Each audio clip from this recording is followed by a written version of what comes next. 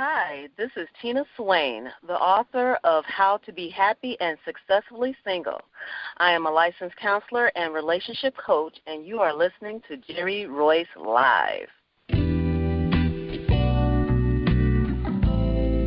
Hello, and thank you for stopping by. I'm your host, Jerry-Royce, and welcome to Positive Power 21 Network, where you get your positive on.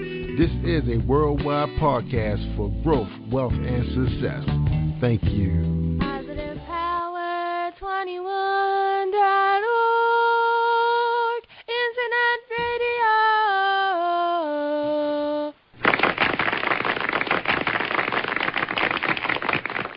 Thank you, everybody, for joining us, and welcome to PositivePower21.org. I am Jerry-Royce Live, and when it's all positive, it's all power. That's Positive Power.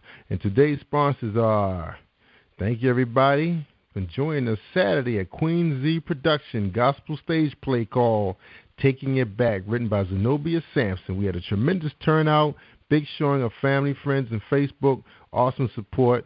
And we talked on Sunday, and it's a good chance she will be coming out with a DVD and possibly a second showing in Baltimore. So congratulations, Zenobia Sampson, on your first stage play, Taking It Back. All right, that was very impressive, seeing all those people coming around the corner, and they seen it. Everybody saw who they knew and family, and hey, how you know this person? It was so exciting. All right, next one up. Right for Power. Uncover, heal, and confidently step into your victorious life. A 5-week telecourse with Lane Cobb, holistic coach, empowerment speaker, and author. Her telecourse starts on August 18th. Do you know you have a story but don't know how to get it out?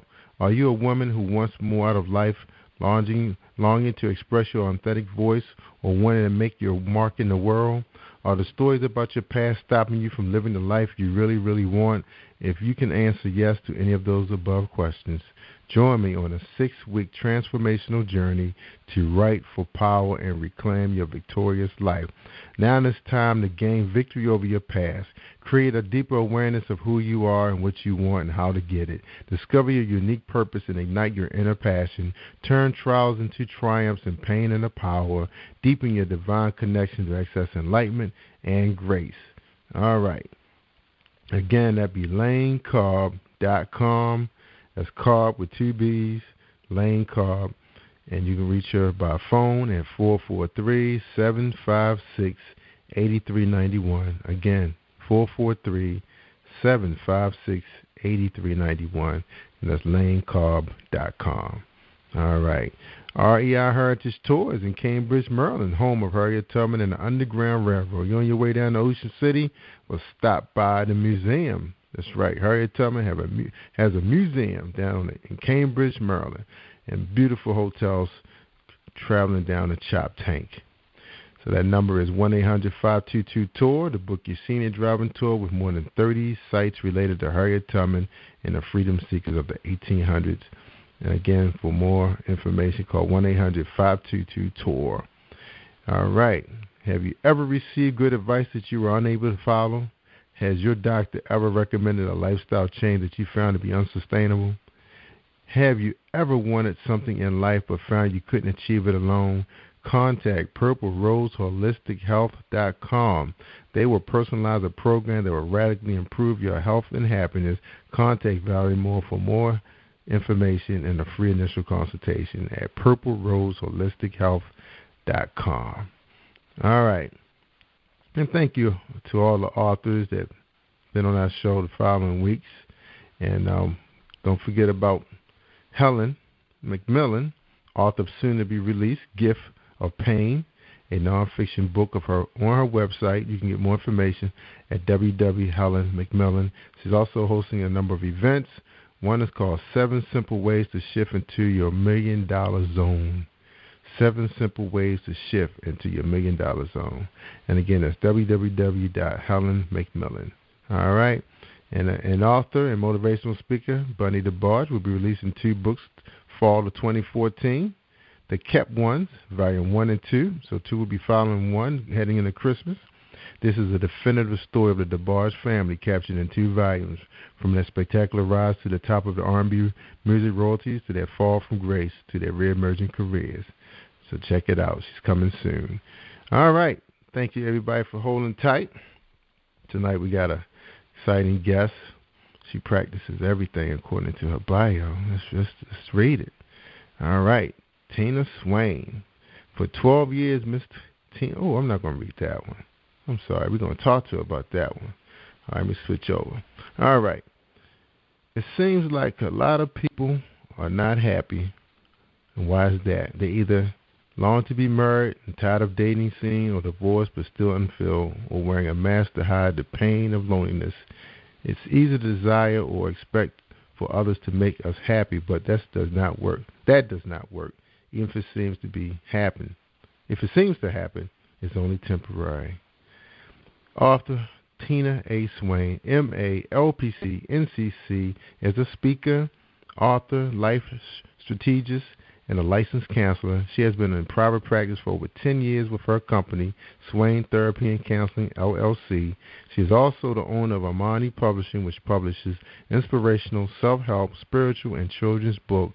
Ms. Swain's personal goal is to encourage and motivate the people whom she encounters. She assists in promoting people to being a change agent in their family and within their community. Ms. Swain has served as a host of the talk show called Talk to Tina radio show.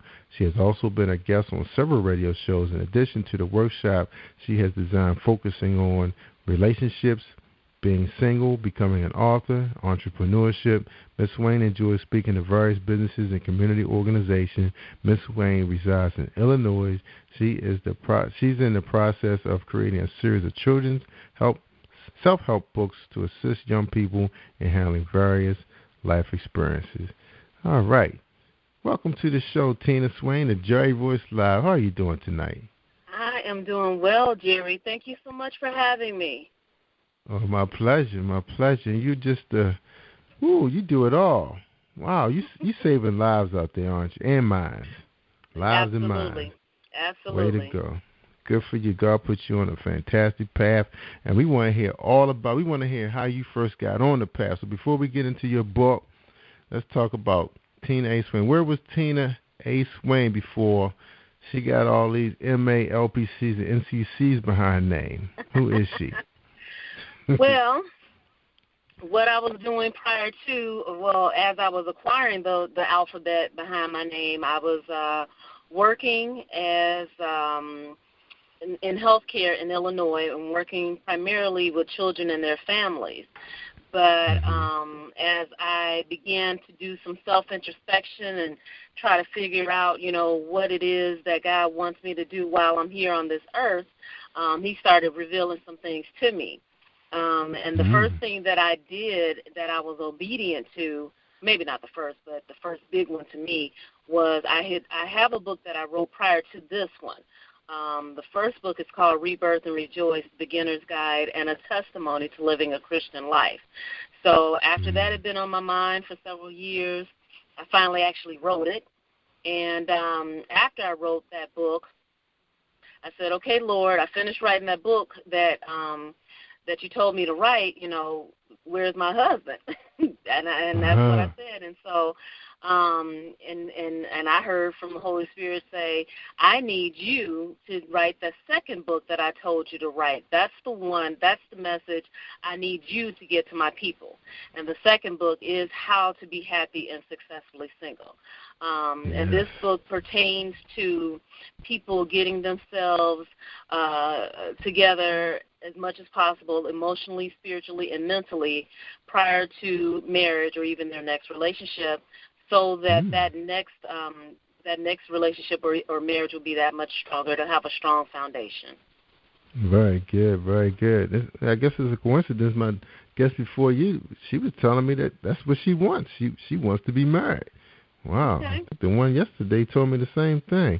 All right, so your book is going to be right on time. Very nice. Oh yeah, and I think it's a good thing for people to desire to be married. I mean, that's good. That's excellent. All right. So tell us a little bit about your earlier life. Like, what were you like in high school and college, and You know, and where were you? What path were you on before this one?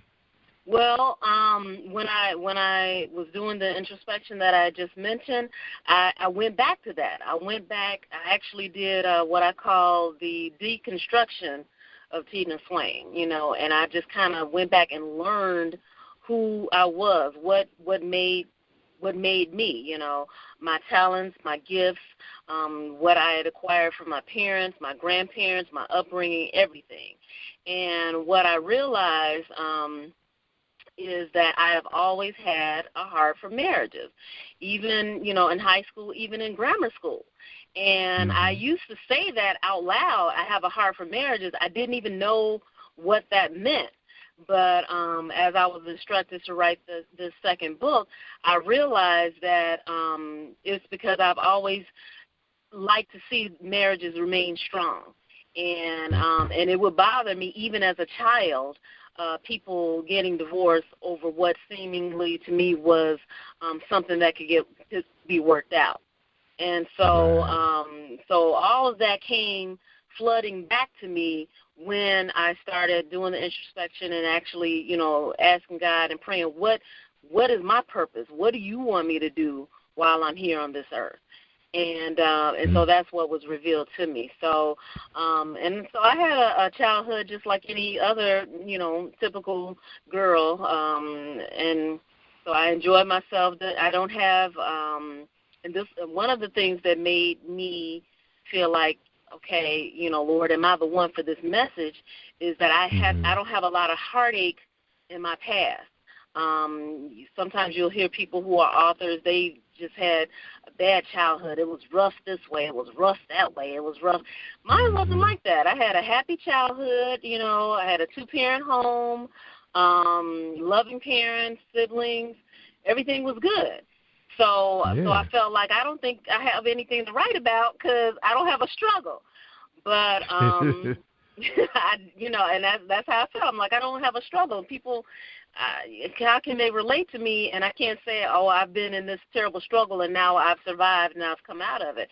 But and I was in my contemplating about it and trying to see what's what and asking God, he told me that I have everything that I need to have to carry forth what he wants me to say. He was like, you know, the Holy Spirit said your experience, your professional experience, your personal experience, your education says you are qualified. And so here I am. And I'm letting people know, That's right. Good for you because, hey, how you going to tell people, or how you going to show them how to live a good, enriched life if you didn't live one yourself? Now, you leave the other work to the other people, the ones who come from the streets and the gutters and the abuse and all that stuff. They can help a woman who's coming from that turmoil, you know, tremendously. But then when they come to you, hey, you show them, hey, this is what it's like to live when you're happy. I'm gonna show you. Exactly. Successfully happy. That's right. Same here. You know, I've seen some things. You know, I've come from a 2-parent household, just like you. Grew up in a community where it was mostly working folks. You know, you know, people watch out for each other, property and children, and a lot of, you know, growing up, having fun. And then, you know, of course, my friends, we had an opportunity to venture out the neighborhood to see what life was like outside of Ashburton, and it was a rude awakening. But, you know, we got a chance to learn how to deal with all kinds of people, and that was a good thing. You know, we became DJs, so we got a chance to meet everybody. All right. Good for you. Good for you. All right. Now, let me ask you about when you were in college. You know, did you have you had a long-term relationship? I've had long-term relationships. I haven't in recent years because in recent years I feel like I don't want, if I get in a long-term relationship now, it'll be a marriage. It won't be a long-term relationship, you know, it'll be a marriage. So yes, I've had long-term relationships, but I was able to handle them in such a way that I did not get devastated. Like I said, I haven't had the horrible heartache or what have you. I've been sad, you know. I've mourned a breakup or something like that, yeah, but I haven't been devastated. I haven't had my heart trampled on. I haven't been in abuse situations. I haven't suffered a lot of things that people who I've counseled have suffered. So yeah, I mean, any of my past relationships, for the most part, I can look at them and still be friendly and cordial with them with no problem. You know, I have no hate or resentment for anyone. No hate. So do you see any of those guys, around? Yeah. And how are they doing? They're doing fine. They're doing fine. I have one of my oldest friends. He's married. He has a daughter. I'll talk to him from time to time. I'll talk to his wife from time to time. Another one from college, I'll talk to him from time to time. So, yeah, it's no problem. But it's nothing looming or carrying over, trying to rekindle or start anything. No. Right. Yeah, I understand it. Now, you mentioned, dealing with young people in your bio, empowering them. Now, if you had to counsel a young college girls who are going through, some things with their man, what's good or bad, but they just want some advice because, you think about it, college is probably your best opportunity to probably meet what some people call their soulmate, because you're there for 4 years, some of us more, and you got a chance to grow up together, get a chance to meet the parents, the family, so you get to see if it's a good fit.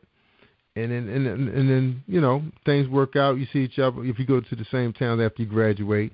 Now, what would you tell a young woman that's in college right now, her first year, how to enjoy the experience?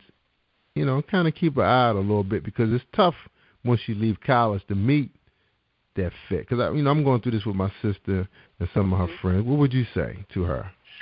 Well, I feel like it's not necessarily tough after college to meet someone. I mean, sure enough, people meet people, usually their spouse, in college, in high school and college, and at their job, And so outside of those realms, it might be a little bit tough. But it just kind of depends on how you're wanting to meet someone. I mean, if your belief system is God will bring you to your mate, then that's the way, that you go. If your belief system is I got to get out here and hunt and find, then I'm able to help people. I don't help people according to this is what you need to do, as so says Tina, It doesn't work like that. I help people according to what fits them best, what they feel they can do. And if I'm able to see, hey, that if you tweak it this way or if you adjust it this way, you may be able to get a better outcome, maybe be able to get the outcome that you're looking for. And that's what I do. I don't change, how a person is wanting to go about obtaining something. Yeah. Now, I work for the federal government, and I must say it's kind of tough for some of the guys to meet women or try to court them because of the laws. Because, a woman is not always going to be attracted to a guy physically just seeing him at work, But if she get a chance to get to know him, then she might say, oh, this guy has great quality. He's a hard worker. He takes care of the house. He loves the children. He will love my child. Because you do have a lot of women who bring in children to the relationship. So that's important that it's a good fit with the kid and the man. Now, how would he have an opportunity to get to know a person when, you got these laws in place? Guys are kind of scared. Now, I know a handful of guys that has been charged, with the workplace harassment charges. And he was just being a little persistent. Hey, give me a chance. See the hand. So, he ain't charged trying to explain himself.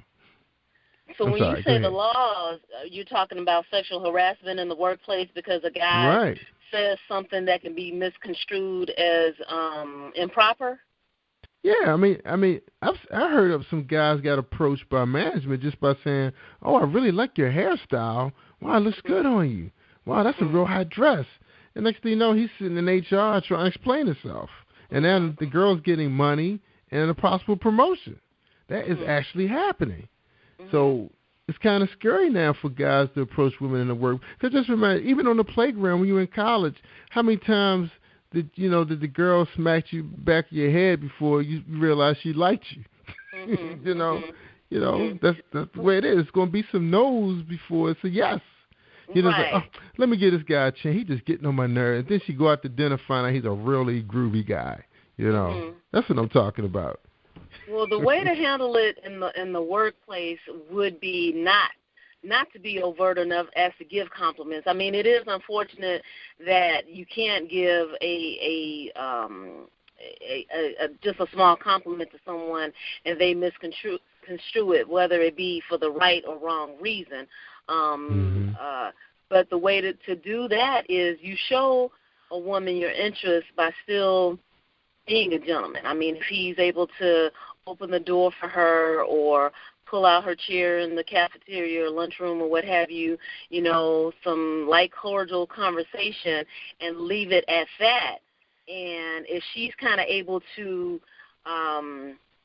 if she's attracted to him, she more than likely will pick up on it, and then they can pursue.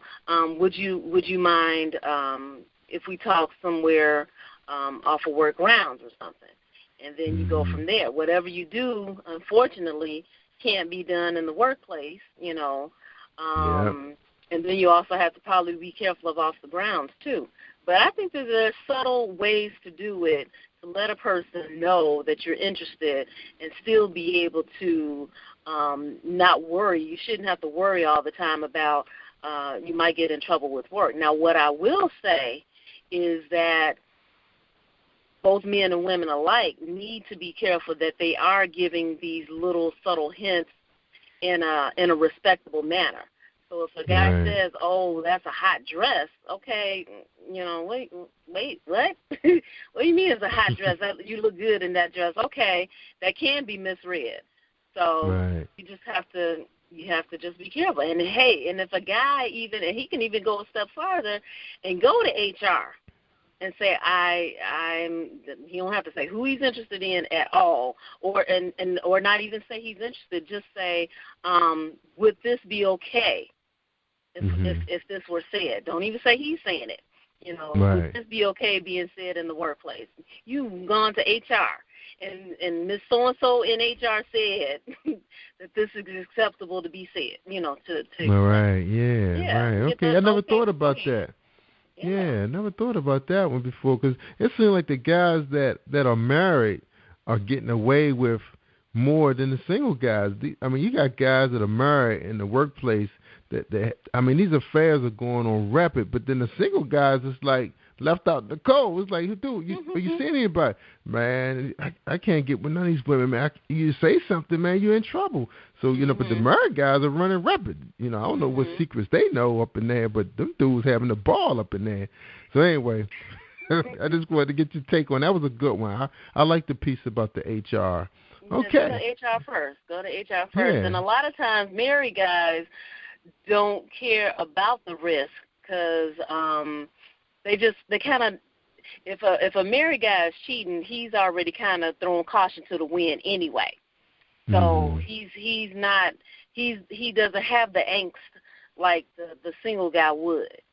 So yeah, that's kind of the thing. Yeah, them dudes having the ball up in there. Whew. All right, because I had started off with the government back in the 80s, and I was like 21, 22, and I say 99% of my dates, was with the women that worked with the federal government on that complex. So, but now, I don't think it would be that easy now. I think it just would be a little rougher, just judging by what some of the younger guys are saying now. All right. Appreciate that, Ms. Swain. That was some good advice. All right. For the young guys now, we kind of like the top of the hour. I know we got started a little late, but we're going to talk about your book, since we're already kind of on that subject, How to Be Happy and successfully single. Now, why you write this book? What's the deal? Why you write it? Well, I told you part of the reason earlier when I was given the instruction that this is the book that I am to get out, me specifically. Right. So that's part of right. the reason. And then in me giving it consideration, I looked at myself as a person who is single, never married, and I realized that the way that I handle being single is different than most. Not lonely, not depressed, not worrying, not a lot of things that people experience, men and women alike. Not hearing a biological clock, just a bunch of things. And so so I said, okay, what is different about me? How am I able to handle it? And so those are some of the things that I go into within the book. One of the things is I help people to focus on themselves, which I say in the book can be considered a selfish thing to do, but a lot of times people get caught up in work, being a parent, being whatever their roles and responsibilities are in life, and they don't, focus on themselves and what it is that they desire in a mate. Or even if they do desire a mate, if they're comfortable and content, or rather if they never desire to get married, but they would just like to be in a relationship. Is that really what you want, and what kind of relationship would you want, and what kind of marriage would you want, what kind of person do you desire? And people don't pay attention to that enough. They just know, I'm lonely, I want somebody. Oh, there goes somebody, I'm going to go get that somebody. No, no, because if it's better to have in mind the person that you desire, because if you don't, just any old thing can come at you. And you end up dealing with any old thing, and you look up 5 years and pass, and you're like, I don't even like this person. How the heck did this happen? Well, because you didn't know what you wanted in the first place. It was just a person, and you're like, okay, I'll take this one. No, that shouldn't be the case. Yeah, but doesn't it seem? Wouldn't that person need to be in a different place in their life? Like, for example, I'm just looking at some older couples. But I know what they were like when they were younger, because they were raising a family, they were focusing on their careers, they were trying to climb the ladder, with different administrations or corporate ladder, and you're both focusing on the money, providing a decent living for your kids so they can get their schooling and everything to become successful like their parents. But then once the kids are out the house and they empty nesters, then that's when they look at each other like you're talking about 30, 40 years down the line, because you figure they got married in their 20s and then they raised their kids. They're probably in their 40s, I guess, by the time the kids go off to college, maybe 45. They're at the top of their career, don't really want no more. And they say, who are you again? Because they changed now, because now the man is thinking about, oh, you know what? I'm in the last phase of my physicality. I want to go out there and fly. Then the woman is like, I want to travel. I want to do some things that I always wanted to do. I want to paint. So it may be things that don't involve both of them anymore. What do you say to those kind of couples that's in that situation? I say that a couple does not have to experience the empty nest syndrome if they're talking and communicating all along the way. It shouldn't be, kids, career, and now we, 40, 50 years old, and it's like, okay, who are you? Okay, it should have been discussed 10, 15, 20 years ago, when we get to this age, this is what I want. Or even if you don't know it down the line, as things are coming up, it's like, I have always wanted to learn how to fly. Really? You want to learn how to fly a plane? It shouldn't come up age 55, oh, I want to fly. No. If you started thinking about it last year, you discuss it. So,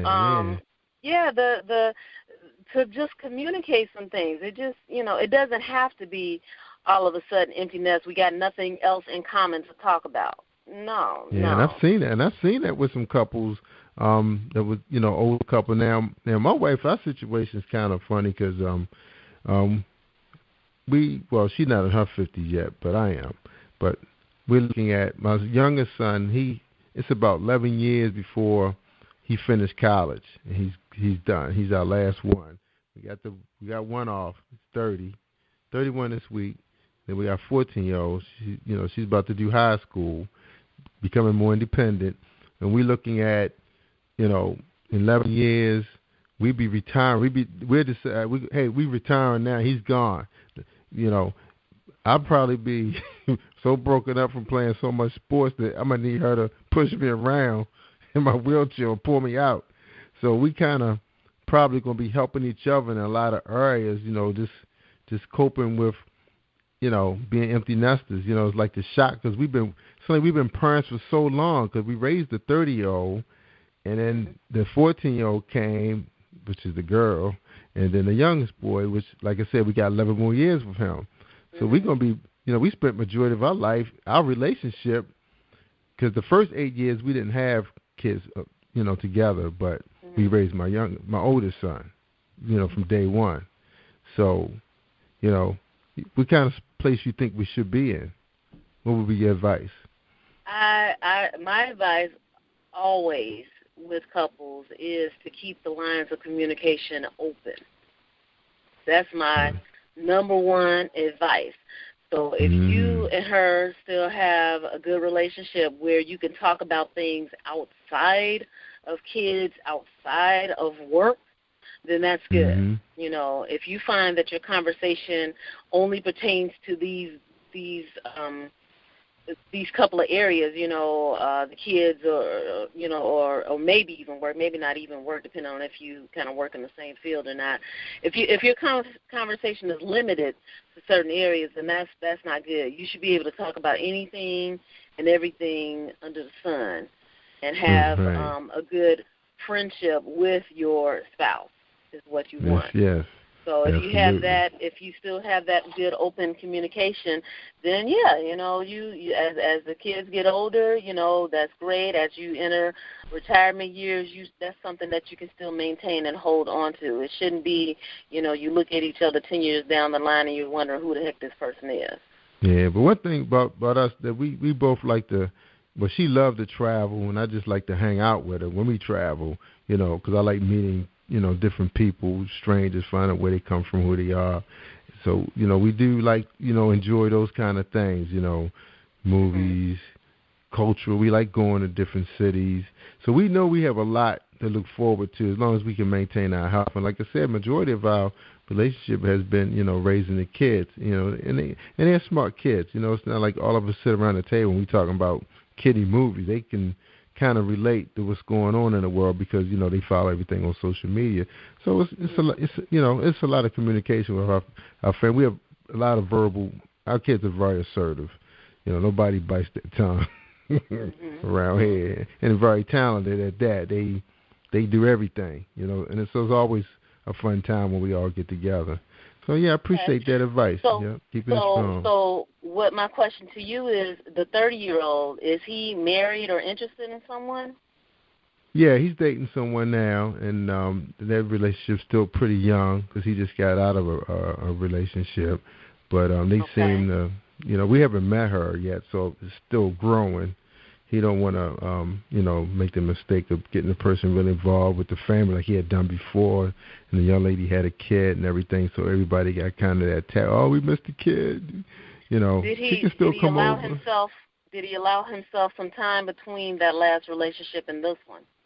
Yes, he did. He did. Because he's real good about that. Because he got really involved with his church, so he kind of separated himself, got involved with his church. He spent a lot more time with his siblings. Because he has 3 brothers and 2 sisters and 2 nieces, so he spent a lot of time getting back with family. Okay, yeah, he sure all did. right. Yeah, I think that's good. I mean, his age is kind of the target age that my book is geared towards. It's geared to people 25 to say maybe 45 or so. 45 on the high end, because what I'm trying to educate people on is to be happy, healthy, and whole within themselves. And the title of the book, How to Be Happy and Successfully Single, not only I added the successfully on purpose. I didn't want people to be just happily single. That's not enough. I'm trying to encourage people to be successful within their singleness as well.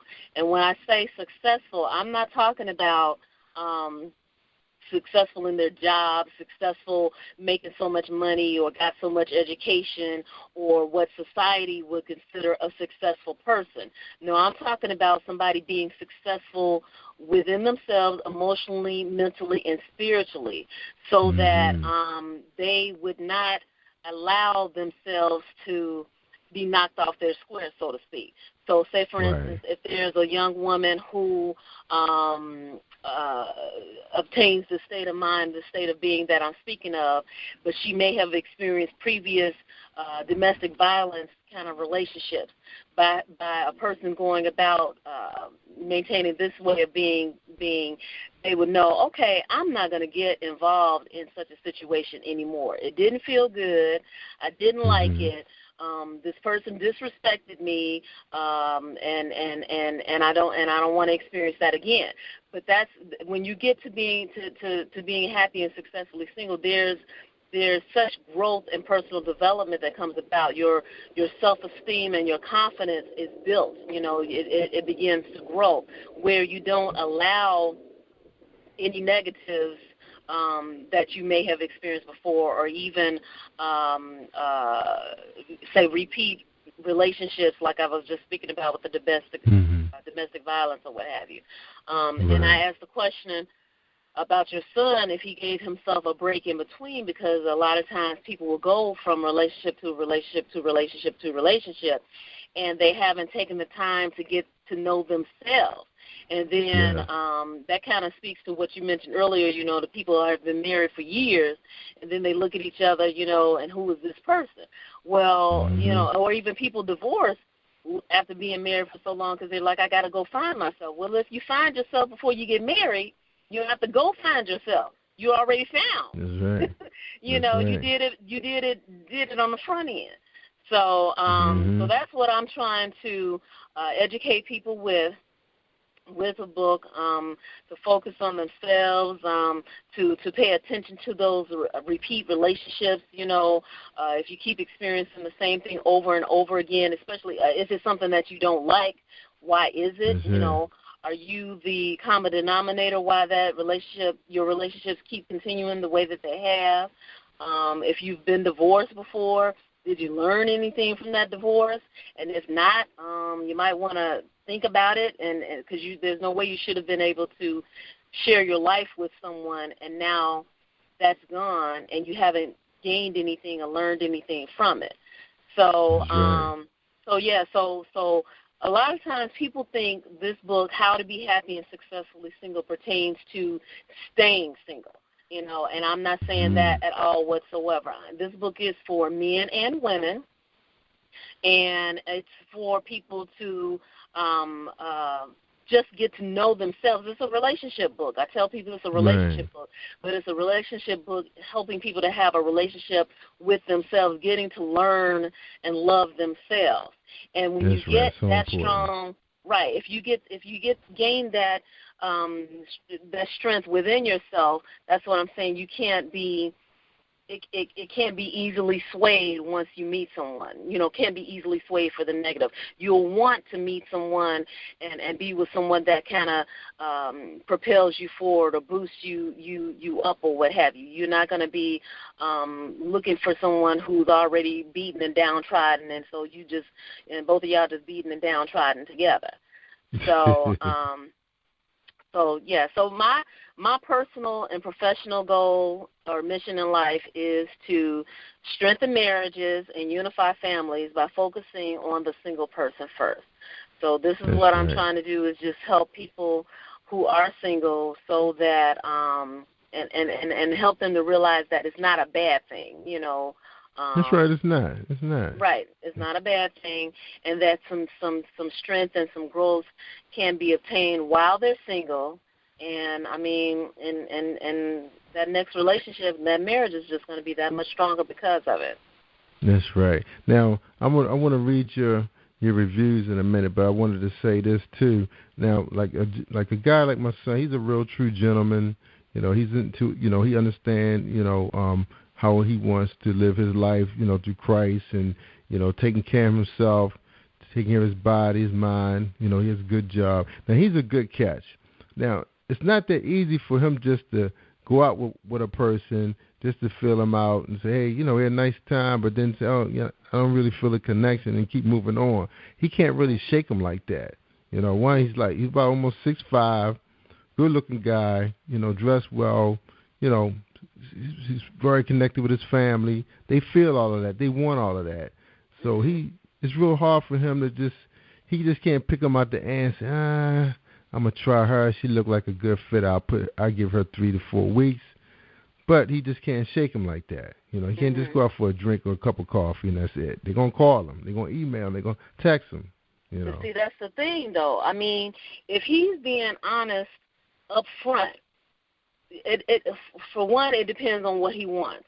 If he's wanting to meet someone and date someone for the purpose of getting married, then he should be involving God, you know, in his decision, okay? For two, if he's meeting these women and then it's tough when you know, they'll be on a guy like, oh, calling, just bugging him.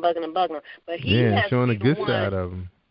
Right, but he has to be the one to say no, you know, and just cut it off and be like, you know, I'm sorry, you're a beautiful girl, you're sweet, you're this, you're that, and the other, but you know, I can't see you anymore. And if he wants to, you know, and God, Jesus can handle it if he says, you know, my Father, not meaning you, but his heavenly Father says, no, I can't.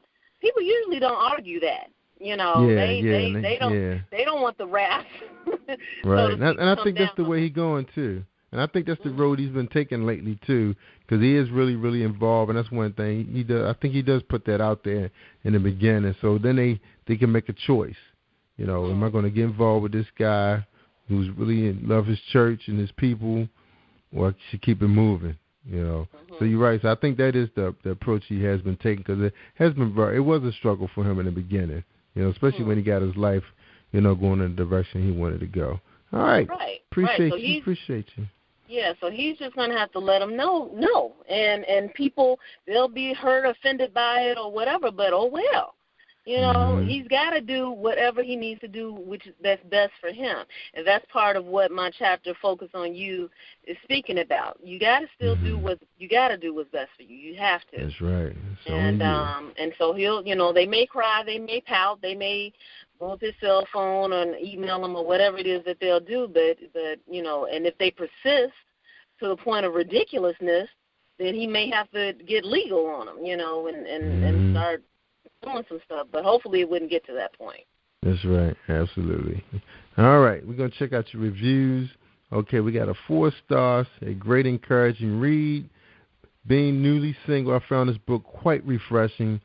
It made me feel like I could have a guide to the new life I was not familiar with at all. I would definitely recommend this book to the man and woman becoming single, looking for a good guide to what's next and how to handle it. That's very good. 4 stars. Good review. Next read, say must read. 5 stars. This is written by a guy, reviewed. How to Be Happy and Successfully. This book, a must read. The True Reference Guide gives you a completely different outlook on being single and living single. Prior to reading Happy and Successfully Single is not a curse, it's a blessing. I've already started thinking and living in some of the ways mentioned in the book. This book just confirmed I was on the right track while I was encouraging me to continue to be on the right track. I would definitely recommend this book to all singles and those who are looking to become single. I will be reading it. So these people are saying, oh, this is a great guy. They're kind of confirming some things that they probably was thinking about and maybe giving them some new insight on some things that they weren't thinking about. So how did you feel about those reviews? Were they right on track? Were you right on track the way you intended on writing this book? Of course. I mean, I like I said, I'm a licensed counselor. I've been a counselor for several years. I've been in my own private practice since 2001. So the things that I put in there, I'm not pulling out of the air at all whatsoever. Right, good. And these are things that I've seen that I either I've experienced personally or I've seen clients or friends experience. And even like I said, you know, this has been a part of me having a heart for marriages since I was little. So I would see stuff happening when I was little and be like, okay, people can work it out. They're not giving it time to work out. And a lot of times people you know, fall in love and get married and they haven't discussed anything, you know. So yeah, How to Be Happy and Successfully Single. It's available on Amazon.com, BarnesandNobleBN.com. Even my website is SwainTherapy3C.com. That's Swain, my last name. That's like Sam, W-A-I-N, therapy, the number 3 and the letter C.com. It's very good information, and it includes an action plan so that people can answer so that people can answer questions that I pose to them, things that they probably wouldn't have thought about on their own, because, again, people are just living life. You know, they're like, oh, she looks good, he looks good, you know, he's got a good job, she's got a good job, I think we'll make a beautiful couple, let me go and holler at this one. But, and then, so they do that, and then they fall in love, and then they may decide to get married, but they haven't given any consideration to how your history, your upbringing, your previous relationships are going to impact this next relationship. And so I tell people there are no marital problems. There are individual problems, the individual problems that are brought into the marriage. You know, the marital problems will be something like, oh, no, this water bill is too high this month. Who the heck is running the water so much? Or, you know, it'll be some things, but because if things haven't been addressed prior to individually, some stuff can just carry over to where things are magnified within the marriage, and that doesn't have to be the case. Absolutely. Really well put. All right, Ms. Tina, we out of time now, but I appreciate your insight. This beautiful written book is going to make a difference in many single people's lives. Please cop this book. She gave you many places where you can pick it up, especially her website. Again, the website you said was Swain Therapy 3. Swain Therapy 3C. My last name Swain, S-W-A-I-N. The word therapy, T-H-E-R-A-P-Y. The number 3 and the letter C.com. Because I offer counseling, coaching, and consulting, that's the purpose for the 3C. Also, too, I will be, if any of your listeners are in or near the Chicago area, I will be having an event on Saturday, August 2nd from 6 to 9 p.m. It's a mingle and talk. And what I'm trying to do is have a discussion between the sexes that can be solution-focused. I've gone to relationship talks before, and it's more bickering or bantering between the sexes. And I'd rather and when I've gone to them, I've seen people who are hurting, who are in need of answers, but they're being more entertained than rather leaving with a solution. So so this that I'm having, again, it's a Mingle and Talk, and information about that can be found at mingleandtalk.eventbrite.com. Mingleandtalk.eventbrite.com. Yeah. Well, send me that information. I'll make sure that be on the page that's currently your player, and then we're opening up a couple of shows, let them know what's going on event-wise. Okay, wonderful. All right. Okay. Wonderful. All right, Miss Tina. Appreciate you filling in the slot for us and making this a very good broadcast. We really appreciate your time and your insight. You're a very smart young lady, and I'm happy for you. You're in your book and your practice, and keep doing what you're doing. People need you. Thank you. Thank you so much, Jerry. I appreciate it, and thank you for having me. You're welcome. You're welcome. Before we close out the show, one last thing you'd like to leave our listening audience with, your healthy insight? Just help me, help to promote my name and my mission, which is, again, strengthening families and strengthening marriages and unifying families by focusing on the single person first. So single people, it's okay to be single, and let's, be as mentally, emotionally, and spiritually healthy and whole prior to a marriage or even our next relationship. Amen. All right, ladies and gentlemen, like I always say, feed your mind with something good. Well, not something good, but feed your mind with the good stuff and listen to Jerry Royce Live. Have a good night. Thanks, Jerry. You're welcome. Thank you for tuning in to the Positive Power 21 Network. Team 21 would like to thank you all for tuning in, and please spread the word and tell a friend. This is Jerry Royce at Positive Power 21, where we get our positive on. Thank you, Tina. Okay. Thanks a lot. I'll be looking for that link. Thanks again. All righty. Okay. Bye-bye. Night-night. That's a wrap, everybody. Have a good night.